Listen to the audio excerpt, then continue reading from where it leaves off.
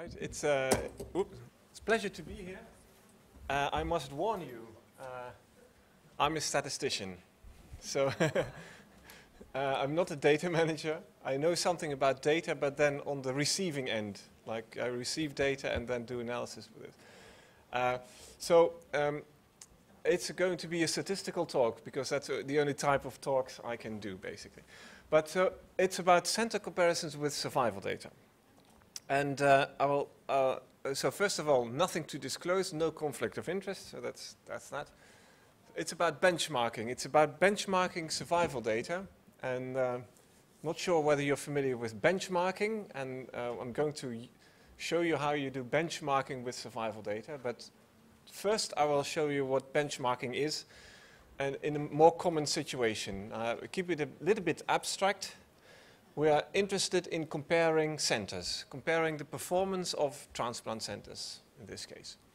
And the outcome is what we statisticians call a binary variable. So it's an outcome which is yes or no.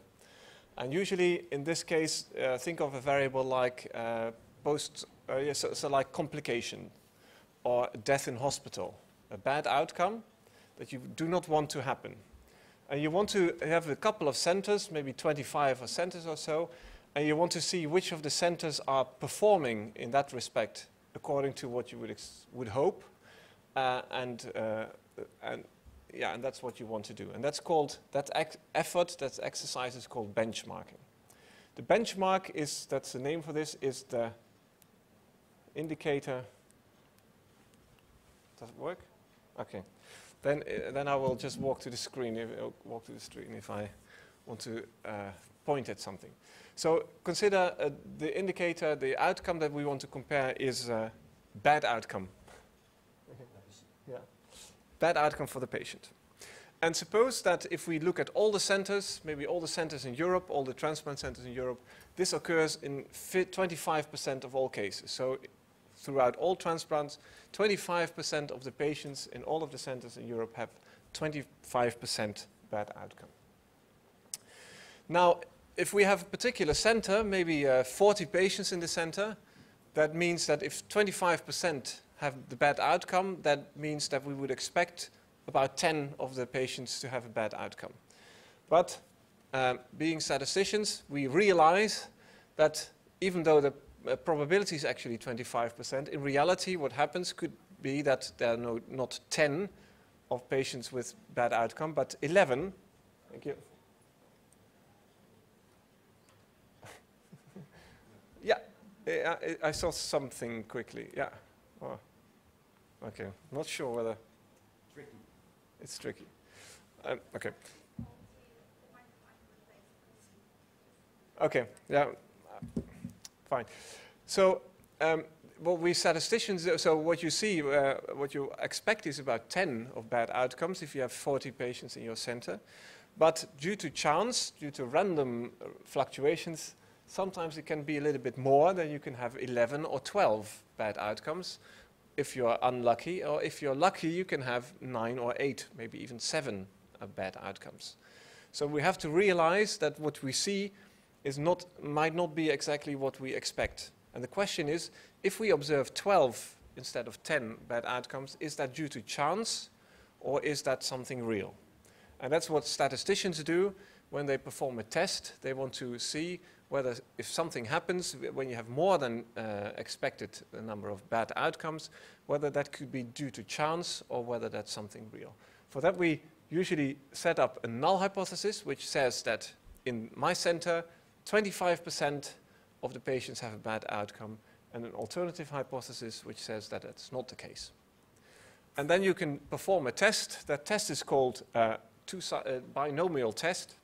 And then you can display the results if you do this for a number of centers in so-called caterpillar plot, and it's also known as a league table. So it's called a caterpillar plot because of this creature, the caterpillar, that moves like that, and these are the arms of the caterpillar.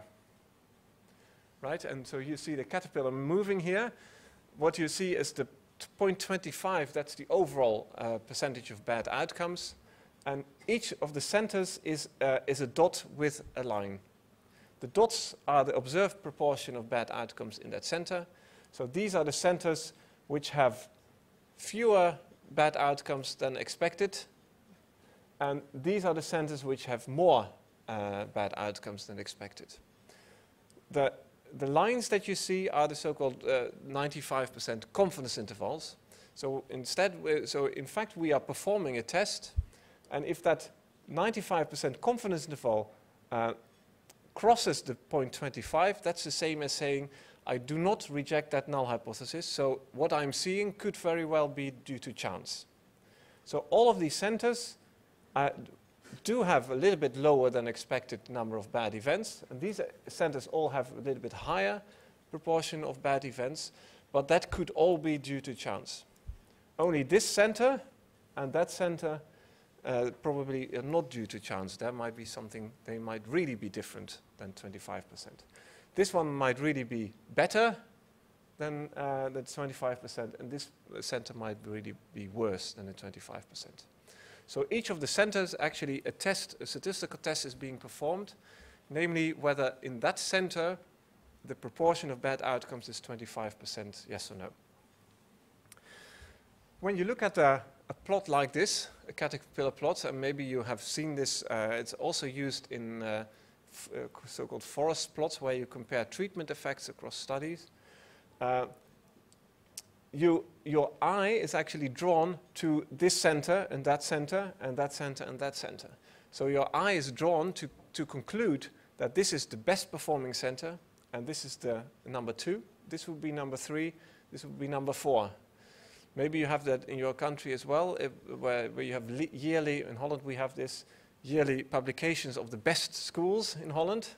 There's always a number 1, there's a number 2, and there's a number 3, etc. We have the best herring competitions, like the best, where you can have the best herring in summer. Here you could see this in Lisbon with the best pasteleria maybe, and then you would have the number 1 would be the best, etc. So something like that, this invites to ranking. This is number 1, this is number 2, this is number 3. And this is the worst, right? And that is actually what you should not do, is what a famous British statistician, David Spiegelhalter, who did a lot of pioneering work in this area, he criticized this caterpillar plot precisely for this reason. It draws the eye, it invites of ranking centers, while it is known that the rank of a center, of an institution, or herring sales, whatever, is one of the most difficult quantities to estimate. It's very difficult to judge ranking. So he argued for a more suitable display being the funnel plot. And this is the same information. Don't mind this, I will try to talk you through this. This is the same visual, the same information as was used in that caterpillar plot, namely each of the proportions of bad outcomes in the center together with a sort of a test, which is either significant or not. This is the same amount of information actually, but then portrayed in a different way, which does not invite so much as saying that this is the best center and that is the worst center. You see each of the dots is a center. On the x-axis you see the size of the center, the number of patients in that center.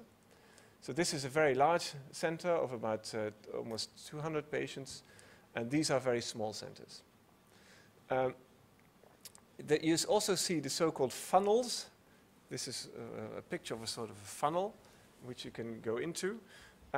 All the dots that are inside the funnel, for those centers, that null hypothesis would not be rejected. So there would be no evidence that each of these centers would be performing differently than the 25%.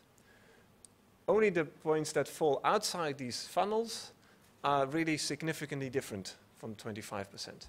This one is significantly higher than 25%. You see that, 0.5, twice as high. And this one is significantly lower than the 25%. It's about 0.08, 8% or so. Yeah, so you see the same information. Remember, in this previous plot, there were 2 centers that were significant. This center here and that center, one very good center and one very bad center. That same information is also here. This is the very good center. This is the very bad center. Okay, so it does contain exactly the same information, only it's shown in a slightly different way that sort of is better in the sense that you use the information for what you should be using it for. Namely, is there evidence for that center that it's performing better or worse than average? Here's the mathematics behind this, but maybe I will not get into detail about this. Well, yeah.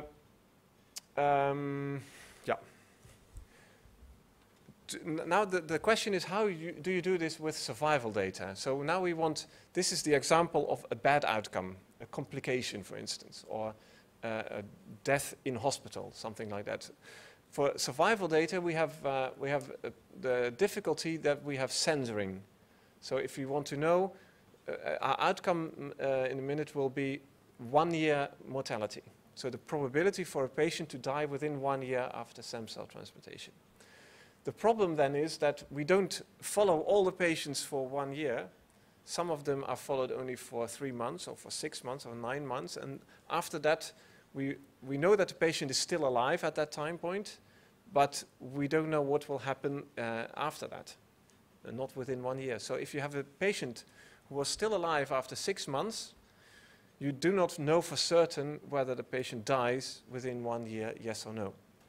That's the problem with survival data. And for that, we have to do something different. And it turns out that this way of putting it, like number of patients on the x-axis and observed proportion of bad outcomes on the y-axis, is not suitable.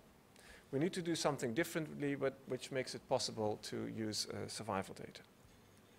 And for that other way of portraying is actually by looking at expected and observed. Observed divided by expected. So it's a little bit of a shift. Instead of the number of patients, we now look at the expected number of events on the x-axis.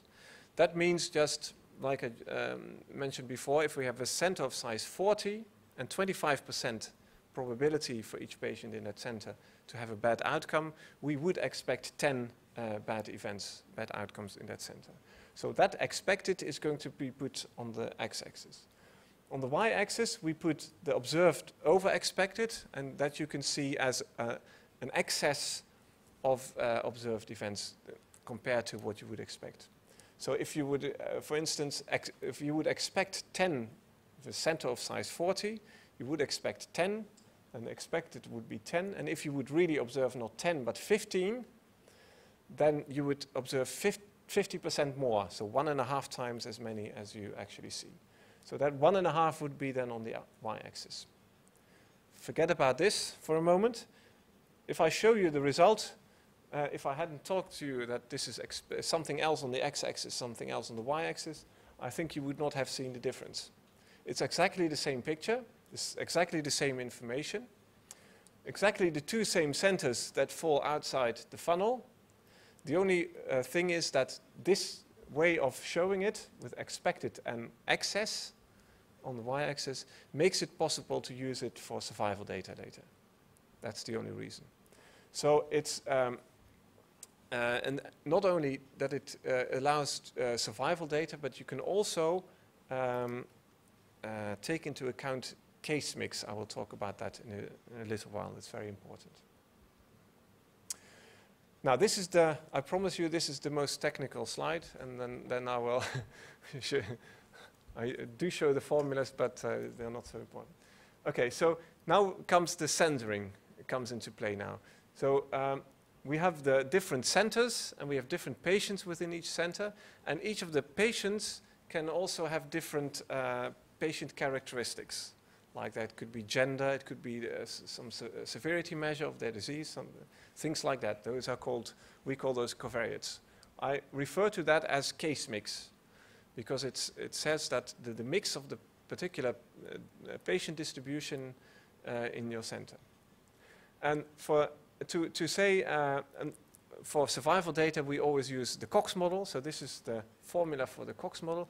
It means that if you have a particular patient for a particular center, the hazard of that patient is the baseline hazard times here's the effect of the covariates. So if you have a patient with bad covariates, so to speak, a highly severe disease, things like that, then that will increase the hazard and increase the likelihood that that person will die.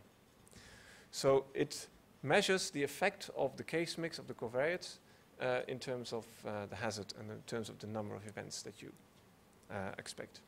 So I showed you that funnel plot for outcomes here for the bad outcome, expected and observed over expected on the y-axis. Now I'm going to do the same thing, but then specific for survival data. And that means that specific for survival data, I have to say what is the expected in that case, and what is the observed, and the observed divided by expected in that case.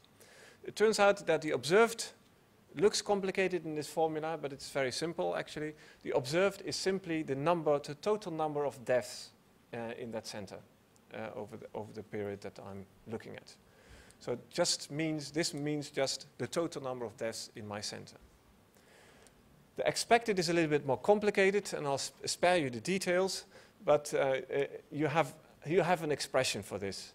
To give you a little bit of intuition, this becomes larger if you have more patients in your center, because then you have more things that add up. It becomes larger if your follow-up of the patient is longer, because then you have more opportunity for the same patients to have an event if you follow them longer. Then this will also become larger. And if you have the bad patient characteristics, if you have severe patients for which you do not expect that they will live long, then they will also have a higher so-called hazard. So this will be higher in case you have a larger center, longer follow-up, and worse patients. And that is what you, that makes sense, I think. Okay? So this is observed number of deaths, and this complicated thing here is the expected number. And there is, this is sort of proof by intimidation. There is some really strong mathematical theory which you don't want to know about. It's this approximation that I've talked about is firmly rooted in the biostatistical literature. So you just have to take this from me that this is the case. Just explain this actually. And actually you can use this also then to make a funnel plot for the survival data. Let me show you what the result is. I'm only discussing this picture on the left, not the picture on the right. I'm going to discuss that in a little while. So this would be a funnel plot for survival data based on a particular data set. Here you see the expected number of events. Again, more to the right is more that you expect more events. Could be because you have a very large center or a bad case mix. That's expected. And here you see the observed divided by expected. So for instance, this center here had more than expected events. Almost twice as many events were seen. Well, 1.6 or so it will be. 60% more events were seen than you would expect on the basis of that case mix of that center. And this is a particularly good center for which is actually very large and has maybe 40% less events than you would expect. Okay? And that makes it easy to see that this is a center that should maybe look at what they are doing. And this center would also have to look at what they're doing, but then because they are doing it in the right way, they can communicate to the other centers, and other centers can look at what they are doing well. Why are they doing so well? And other centers can learn from that. That's the whole idea. Okay, let me now try to explain you this second plot here. And there is a very important question then. If you see something like this, are there actual real differences? Think about what you would expect if you're in a situation with maybe 25 centers or so, and each of the centers is the same in the sense that they all have the same proportion of patients with bad outcomes due to what they are doing in the center. What would you expect in that case? Well, certainly you would expect some of them to be approximately 25%, right? But some of them might actually be a little bit larger if they are unlucky, and some of them may be smaller if they are lucky. So just due to chance, random fluctuations, you can expect that some of the people are have bad luck and are on the right, and some of the centers, are on the left, and they are very lucky. That will happen. Also, if in reality, all of the centers are really equal. Next question is, what would you expect if there are real differences between the centers? Then you might also see something like this. So some of the centers really are worse than average, and some of the centers really are better than average. What would you expect to see? You would see that this center is, well, that's me, sorry. This center is actually worse than average. And on top of that, there's the random fluctuations, which might make it look even worse, or might make it look better than it is. And there's also the centers that are better than average, of which there are also random fluctuations, which might make it look even better than it is, or slightly worse than it is. So you have a sum of two components, the true differences between the centers and the randomness on top of that. And that is the really tricky and difficult statistical exercise, is to tell those apart. And you need some sophisticated methods for those. I'm not going to explain how they work, but they are called empirical Bayes methods. So this is actually an attempt to disentangle the random fluctuations, which will always happen, from the real differences between the centers. So if you will, you're trying to get a sort of a, you could call it a denoisified, take away the noise of all the random fluctuations. And then what you are left with is your best assessment of this center is really doing worse than average, and this center is really doing better than average. That is called empirical Bayes, this method that you want to do. Let me just show you and give you some idea of that it makes sense, basically. So for that, I want you to look at these two centers. They have the same observed divided by expected is about 0.6, right? So they are doing actually both. They are doing better than you would expect on the basis of their patient mix and length of follow-up and the size of the center. Okay, so here for this is one of them, and this is the other one. The yellow one is you would only expect maybe 5 events to see. And that is because it's a very small center. So instead of 5, which you would expect, now you see 3. 3 divided by 5 is 0.6. Yeah? That's what really happens. Now, do you think that this is really evidence that this center is really doing better than average? Probably you're not so convinced, right? Because it's a very small center. If you would redo this, it could well be that this center now is, next year will be performing more like average. This is something that we statisticians call regression to the mean. But by chance you see something which is better than average or worse than average, if you would repeat this, next time it would be closer to the average. It would regress to the mean. So if you would do this exercise later, 1 year later again, probably you would see that next time that center would be moved to the average of 1. How about this center here? You would expect 250 events. Now instead of 250 events, you observe 150. So 150 divided by 250 is again 0.6, like the other one.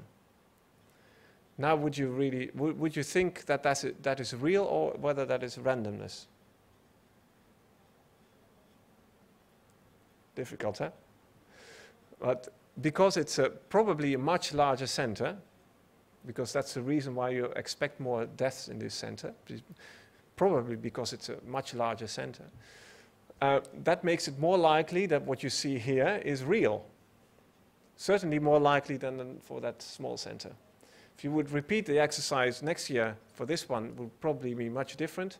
If you would repeat it for this center, it would probably be quite similar, right? Because you're quite certain that that is actually the true proportion. That is actually what you see in what we're trying to show in this picture, in the empirical Bayes estimate. So this center is really very good. It has fewer deaths than you would expect. And next year, it would probably also be very good. It would be in the top 5% of all the centers. We would expect this to be in the top 5% of the centers.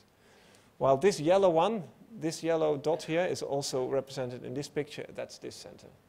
Next year, we would expect it to be about average, maybe 45% percentile. So that would mean that a randomly chosen center would be better than that center with probability 45%. Yeah, so that's what we try to do, is to disentangle the real differences between the centers from the random differences between the centers. Okay, so what are the targets for benchmarking? So if you are benchmarking survival data, you could actually, your target could be, I want to see whether the proportion of patients dying in my center is 10%. That's a fixed, a preset proportion or survival probability. Or I could look at the average in the same period of all centers. We're talking about the European context. So that would be all centers in Europe, all transplantation centers in Europe. Or we could compare it to the average in the same person of all centers in the same country. And you can get different conclusions whether a patient is performing according to expected if you look at this or that one. Here you see the same funnel plots of I don't know how many, but 12 countries maybe, or 12 centers, sorry, within a single country in Europe. The plot on the left would be the funnel plot for the comparison of those centers to all of the centers in Europe. And here it would be the comparison of all those centers compared to all the centers in their country, in their own country. This happens to be a country which is doing worse in terms of this outcome than the average country in Europe. So if you compare it to Europe, all of the centers in that country are performing worse than average. While if you compare it, all the centers within their country, they're all performing, on average, they're performing about 1. Yeah? So it makes a difference whether you're comparing within the country or in Europe. One very important point if you do comparisons like this is so-called case mix correction. The case mix correction refers to the fact that, take for instance academic hospitals. For academic hospitals, you will expect that that maybe they are more specialized centers. So relatively more serious patients are coming to those specialized centers. If you do not correct for that in your analysis, then it will seem that all academic centers are performing worse than average, but that's not because they are really performing bad, but it's because they have the more serious patients. So it is essential in a comparison, in an honest comparison, in order to get an honest comparison, to adjust for the case mix. So which variables should be used in that case mix model? That depends on, first of all, clinical importance. They have to be clinically important. They have to, in some sense, affect survival probabilities, because if not, then you don't need them in your model. Also, they can be quite very important, but if you don't have the data for them, availability and completeness is very important. If you don't have the data, then it's no use to try to model it. Also, an important consideration is whether the variable for a case mix is it might be a choice, a consequence of a center's strategy. You're comparing how centers are performing, and part of that performance is choices of the center to do certain strategies of the centers. For example, Rick and gender mismatch, you could argue, at least partially, that they are decisions of the center, decisions by the treating physicians, and not a patient characteristics that you are just confronted with and you can do nothing about. It's a sort of a result of a treatment strategy within a center. So they are risk factors in the sense that they do influence survival, but you should not correct for them, because then you take away the differences between the centers that are caused by maybe making wrong treatment decisions. And that should be part of the comparisons. I should also add that there are some variables for which it's not clear whether it's a case mix variable, whether or a transplant, or a decision by the center. An example is the interval from diagnosis to transplantation. Maybe to some extent that is a choice of a center to wait to transplant a patient. But in other cases, you could also say that's something that the center is confronted with, because if the patients are referred to the center at a very late stage, there's nothing that the center can do about this. So that is a very tricky variable. It's not entirely certain whether that should be part of the case mix in the last case, because then the center can't help if the patient is referred to the center at a later stage, or whether it's actually a decision of the center to wait until transplantation of the patients. So that's it's not always black and white whether this is a case mix variable, yes or no. Data quality. Of course, I don't need to tell you this. This is essential for a successful benchmarking project. And data quality and completeness of the data is actually in two parts, very important. The data should be complete for all the case mix variable that you would like to put in your model, that you would like to correct for, all the differences between the patients that you would like to correct for, they all have to be there. Also, completeness refers to the completeness of follow-up. So if you don't have sufficient long follow-up for the patient, that is also detrimental. And a trap that could be very likely is actually that that centers start to fill in at least all the deaths, at least all the events. So that's already there, then we don't have to worry about this. But then that's of course very important. I'm not denying that it's important, but it's also important to have the information of the patients in your data set that did not have an event. Because for an honest comparison, and if you only put your deaths in your data set and not the censored, what we call observations, then that will be not in favor of the center. It will make the center look bad, because the expected number of events will be low in that case, and the observed number of events will be high. And then you will be very high on your funnel plot. Interesting thing is that you can actually also benchmark a completeness. Instead of benchmarking the deaths, the number of observed deaths and expected deaths, you can also benchmark completeness of your data. So your outcome, which I called bad outcome previously, now becomes completeness of clinical data, for instance. And you want to have a target that you can pre-specify. Maybe you want 90% of all the case mix variables to be present in your data. Then you have a fixed target of 90%. You can make that funnel plot that I showed you with 25%. You can make that with 90% as well. Another thing you could do is benchmark completeness of follow-up. Completeness of follow-up could also be done. That can be done in the same way as I discussed benchmarking survival data, so a number of deaths over time. But now, and even using similar methodology, the trick is that you invert the 0 and the 1 indicator. So the censored observations now really indicate that this person has been followed for so much time. And the deaths means that the patient could have been observed longer if that person had lived longer. So you reverse the 0s and the 1s, and then you can apply the same methodology.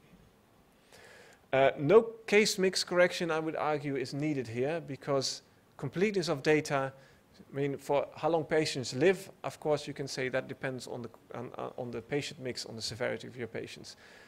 The completeness of your follow-up should not really depend on how good or bad your patients are. They should just be complete. Okay, this is my last slide. Some general thoughts. The ultimate goal of any benchmarking exercise is improvement of patient care in the end. And this methodology, this funnel plot, provides a tool. Suppose that you are a director of a transplant center. You would see your own center in that dots of center, and you would be able to see whether your center is performing better or worse than the average.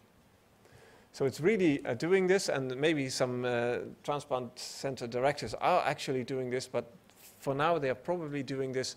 I have so and so many deaths, and how is that compared to Europe? And they are not doing this after correction for possible differences in case mix. So this gives a tool to actually do this while correcting for a case mix.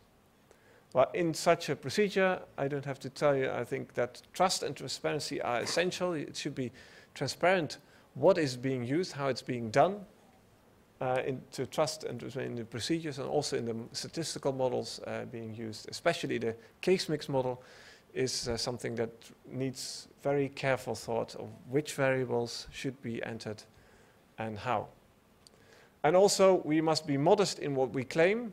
So it will not be perfect. No case mix correction model will ever be perfect unless you're almighty and all-knowing.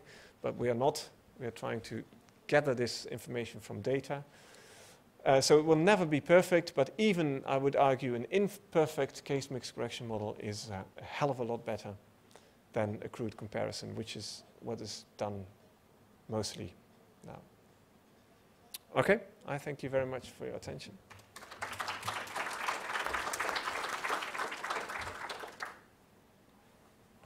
Perhaps any questions? Was this so statistical?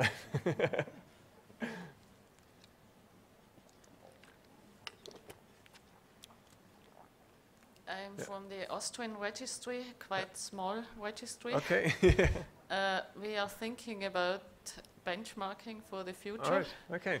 And as you mentioned, the big problem is that you have very often incomplete data in regard to follow-up, but also in regard to things that influence the outcome.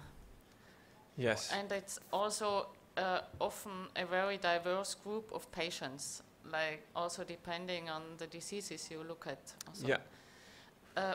Could you tell us if what you absolutely need, for example, if you say you do a benchmarking for different kinds of diseases, Yeah. or for one kind of disease where you have a lot of cases like AML, and what do you need from the patient data apart from a follow-up that's long enough from the criteria in order to do a sensible benchmarking? Yeah, it's a very difficult question. Hard to answer in general. So you say you're dealing with different types of diseases. Basically, I talked about this case mix model, right? That case mix model has to be estimated from data. And for that, you need a lot of data. The good news is that that data does not only have to be the data from your center. You can expect that the effect of most of the variables will be the same in your center as compared to Europe. I'm not saying that there will be differences between the patients, but the effect of all the variables will be probably the same as in whole Europe. So you can estimate your case mix correction model, you can estimate that based on the whole European data, if you want. So with case mix, you refer to different diseases? Or I refer to different diseases and also to different characteristics for the patient having those diseases, both of them. Okay. So the goal is to be possible to compare patients with different diseases and different characteristics. Yes. Yes. But still say something about the outcome, that it's better in one center or worse, or kind of just also as a feedback for the center. The last point I didn't get. Maybe also like a feedback for the center. If I, as a center, would like to compare my outcome to Europe or to the EBMT center. So maybe the general idea would don't do this on your own. Don't benchmark on your own. But I mean, I think this should be a European effort, an EBMT-wide effort, and I have reason to believe that it is a EBMT-wide effort. So that EBMT-wide effort would be that the case mix correction models are based on the whole EBMT data set, which should be large enough to identify the effects of those variables, also for different diseases. And subsequently, it's applied to your center, and your center might be very small, but you don't have to estimate the effects of all these things on your center only. You only are going to say that case mix correction model applies the basis to say for your center, based on your patient mix of maybe your it could be even 4 patients in your center, how long they are followed, that would give you the expected number of events for your center. And that would be enough for benchmarking your center. And is there a plan that this is somehow implemented with there are plans of implementing this in EBMT also, together with JC. And for the time being, this is only going to be shown within each center, so not shared outside in a trustful way. So is this already, sorry I'm asking so many questions. Is it already possible to test it or kind of contact someone if we want to? You can contact me about this. I know the person to, yeah. Okay, thank you.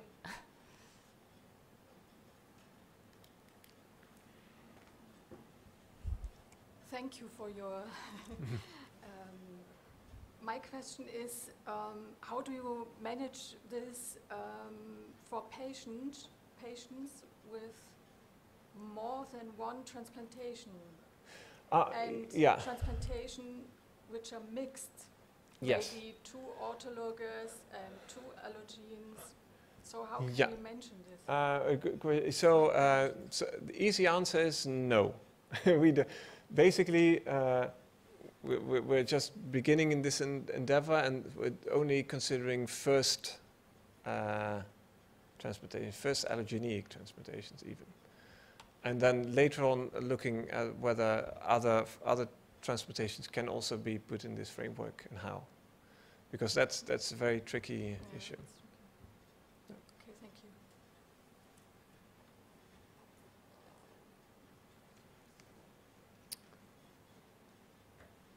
No more questions? No questions? For Okay.